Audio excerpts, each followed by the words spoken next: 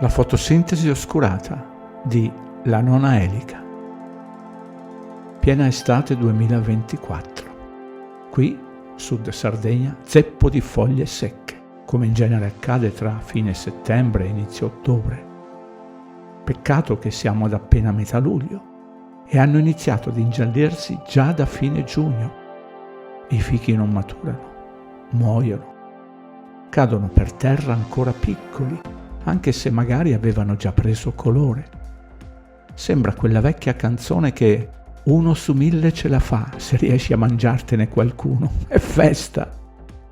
Pensare che negli anni passati gli stessi alberi ne facevano tanti che c'era da regalarne a tutto il vicinato e pure agli amici, a cassette, e che ogni albero è innaffiato regolarmente. Che cazzo può essere successo? Non sono un agronomo, vado totalmente a spanne e mi sa che queste piante, a vedere il cielo sempre velato, sono convinte che sia autunno. Meno irraggiamento solare, minore luminosità e la fotosintesi va a puttane.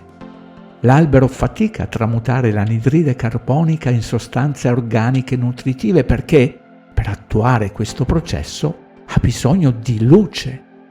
E non c'è la naturale gradazione di luce, è un autunno continuo. Ora, se la pianta non ha abbastanza nutrimento per sé, come potrebbe riuscire ad alimentare a sufficienza i frutti?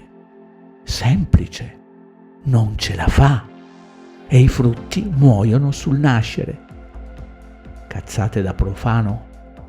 Vado a verificare sulla solita Wikipedia e lì leggo che con la mediazione della clorofilla, la luce solare o artificiale permette di convertire 6 molecole di CO2 e 6 molecole di H2O in una molecola di glucosio, C6H12O6, zucchero fondamentale per la vita della pianta.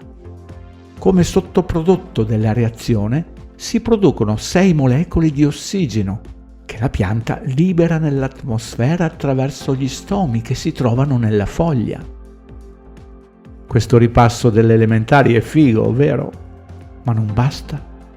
Sempre Wikipedia dice che è l'unico processo biologicamente importante in grado di raccogliere l'energia solare da cui, fondamentalmente, dipende la vita sulla Terra. La quantità di energia solare catturata dalla fotosintesi è immensa, dell'ordine dei 100 terawatt, che è circa 6 volte quanto consuma attualmente la civiltà umana. Ah però! In pratica, per riassumere, qui si afferma che luce è uguale vita. Chi l'avrebbe mai detto? C'è altro di interessante? Sì. Si tratta del processo di produzione primario di composti organici del carbonio da sostanze inorganiche nettamente dominante sulla Terra. Trasforma circa 115 per 10 alla nona tonnellate di carbonio atmosferico in biomassa ogni anno.